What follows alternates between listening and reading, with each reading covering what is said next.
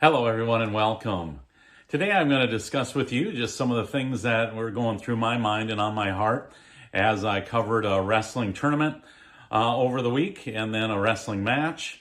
And it just made me think about from the biblical side of things when Jacob was wrestling with God. And he was really physically challenged in that whole process. And in watching wrestling, you try to gain position, you try to gain leverage, you try to gain a position and take out your opponent. And so that's what we're called to do. We're wrestling with our faith and exactly where God's will is and how ours is to line up as well.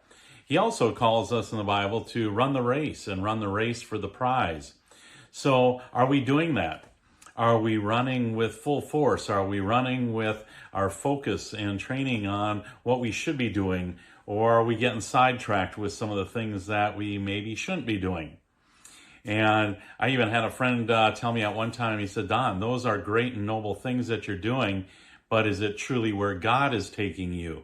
Because he said, if not, they're just good and noble things, and God's not in it. And so he was so right. So it talks about in the Bible to pick up our cross and weigh the cost. And we are certainly to do that. And how do we decide which direction to go? And how do we wrestle with things? Some people wrestle with finances. Some wrestle with relationships. Some wrestle with, things that they have to, grapple with as far as, selling of a house or moving. So all those things are legitimate reasons for wrestling with our faith. And where are we finding the answers, though? Are we looking to the Bible and reading the Word? Are we praying about it? Are we really putting at God's feet and saying, Lord, show me distinctly? And are we then trusting Him? Or are we like the person that's not trusting Him and we're getting battered by the waves?